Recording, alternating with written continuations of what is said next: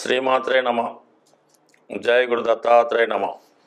ఈ వీడియోలో మనం కర్కాటక రాశి వారికి జూలై నెల మాస ఫలితాలు తెలుసుకునే ప్రయత్నం చేద్దాం.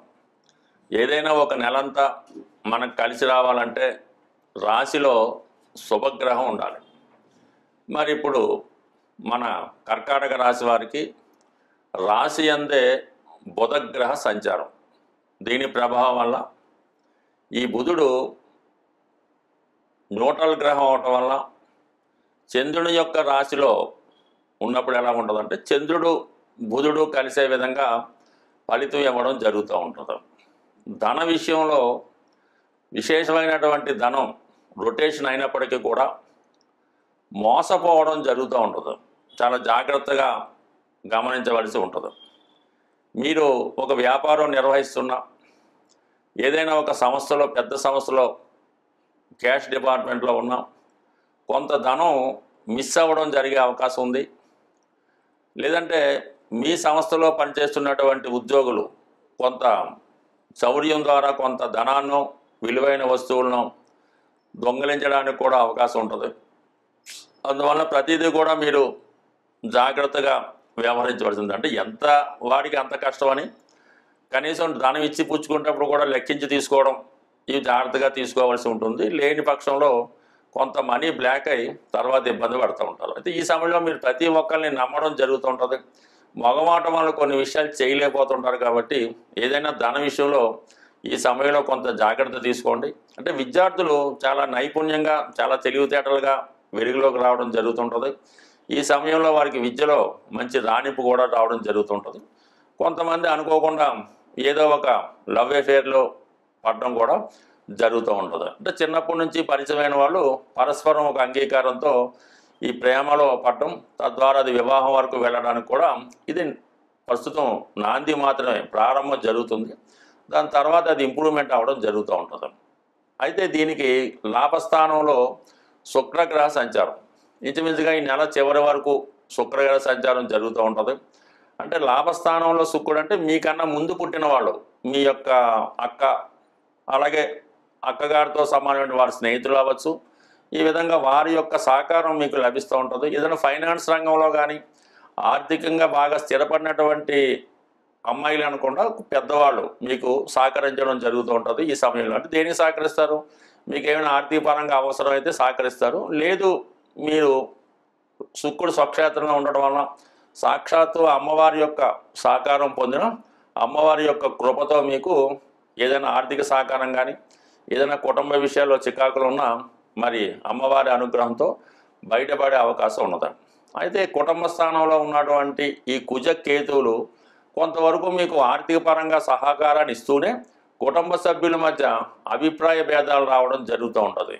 మీరు చెప్పిన ప్రతి విషయాన్ని కూడా మీ కుటుంబ సభ్యులు వ్యతిరేకించడం, మిమ్మల్ని తక్కువ అంచనా వేయడం, వారి ఇష్టం వచ్చినట్టుగా వారు ప్రవర్తించడం వల్ల చాలా సందర్భాల్లో మనకి ఎందుకులే అని మీరు ఊరుకోవడం జరుగుతుంటుంది. అవి చిన్న చిన్న విషయాలు అయినప్పటికీ కూడా చాలా వరకు ఈ కుటుంబ మనస్పర్ధలు అది వేరే వారికి అడ్వాంటేజ్గా వచ్చి వాళ్ళు వేరే విషయాన్ని అడ్వాంటేజ్గా తీసుకొని మీకున్నటువంటి ఆస్తిలో లేదంటే ఇంకోటో వాళ్ళు తీసుకోవడానికి ప్రయత్నం చేయడం కానీ ఏదన్నా లోగుట్టు తెలియడం వల్ల బయట వారు దాన్ని మిమ్మల్ని వారు ఇబ్బంది పెట్టడానికి కూడా అవకాశం ఉంటుంది.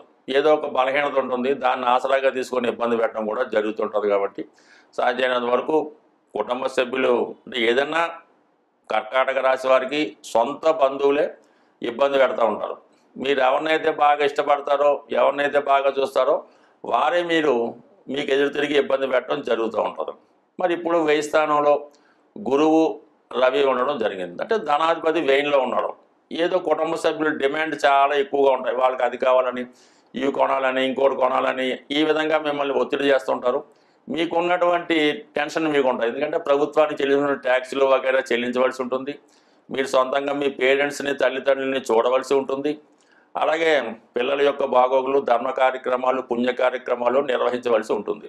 ఈ సమయంలో కుటుంబ సభ్యుల యొక్క కోరికలు తీర్చలేకపోవడం వల్ల వారు మిమ్మల్ని ఈ విధంగా తక్కువ అంచనా వేసి ఇబ్బంది పెట్టడం జరుగుతూ ఉంటుంది. ఇది జాగ్రత్తగా పరిష్కరించుకోవడం జరుగుతుంది. అంటే మీ కుటుంబానికి చెందినటువంటి పెద్దవారు, అంటే మీ యొక్క అమ్మగారు, మీ యొక్క అత్తయ్య గారు, వారి సహకారం తీసుకోవడం వల్ల ఈ కుటుంబపరమైనటువంటి సమస్యలు చాలా వరకు నెరవేరే అవకాశం ఉంటుంది. అయితే అష్టమ స్థానంలో రాహుగ్రహ సంచారం ఎప్పుడు మీరు దొరుకుతారా, చిన్న మిస్టేక్ను కూడా చాలా పెద్దదిగా చేసి మిమ్మల్ని అన్పాపులర్ చేసే ప్రయత్నం కూడా జరుగుతుంటుంది. కాబట్టి గతంలో జరిగిపోయిన పక్కన పెట్టండి, ప్రస్తుత సమయంలో మాత్రం ఎట్టి పరిస్థితుల్లో కూడా అటువంటి ప్రవర్తన ఉన్నటువంటి స్నేహితులు కానీ అటువంటి చోట్లకు కానీ వెళ్లకుండా జాగ్రత్త పడవలసి వస్తుంది.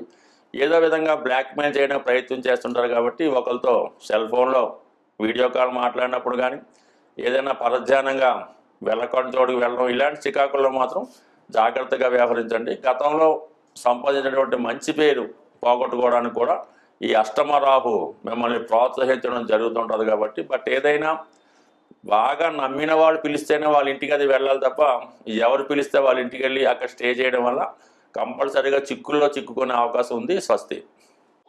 జ్యోతిష శాస్త్ర ప్రకారం జాతకుడికి గోచారరీత్యా అయినా దశారూపంలో అయినా గ్రహాలు పెట్టే ఇబ్బందులు కష్టాల నుంచి ఎదుర్కోవాలంటే గురుబలం తప్పనిసరిగా ఉండవలసి ఉంటుంది. ఈ గురుబలం కొరకు మనం ఈ జూలై నెల అంటే ఆషాఢ మాసంలో జూలై 10వ తారీఖున గురు పౌర్ణిమ రావడం జరుగుతుంది. మరి ఆ కారణం వల్ల ఆ రోజు గురువుల్ని సత్కరించడం వల్ల మీకు గురుబలం పెరుగుతూ ఉంటుంది. అంటే మామూలుగా చేసే రోజుల్లో కన్నా కొన్ని ప్రత్యేక దినాల్లో కొన్ని ప్రత్యేక కార్యక్రమాలు చేయడం వల్ల ఆ బలం విశేషంగా 100 రెట్లు 1000 రెట్లు కూడా పెరుగుతూ ఉంటుంది. అందువల్ల ఏంటంటే మీరు ఈ గురు పౌర్ణిమ రోజు ఎవరైతే మీకు విద్య నేర్పారు, గురువు మీ జీవనోపాధికి సహకరించే విధంగా విద్య నేర్పిన వాళ్ళు ఎవరైనా సరే వాళ్ళు మీ గురువుతో సమానం. అంటే గురువు ఎటువంటి వాడు అన్న విషయాన్ని చూడకుండా ఆ గురు పౌర్ణిమ రోజు గురువు గారికి చక్కగా వీలైతే పాదాభివందనం చేయండి. దాంతోపాటుగా వారికి సాంప్రదాయమైనటువంటి వస్తువులు అంటే బట్టలు కానీ వారికి ఏదైతే వాళ్ళు ఇష్టపడుతూ ఉంటారో ఒక సీడ్సో ఫ్రూట్సో గురువుగారికి సత్కరించడం, గురువుగారి ఇంటికి వెళ్ళి ఏదైనా కొద్దిగా ఆ రోజు సేవ లాంటివి చేయడం వల్ల గురుబలం పెరుగుతూ ఉంటుంది. గురువుగారు లేరు, తండ్రి గారు తాతగారు వాళ్ళకి చేయొచ్చు.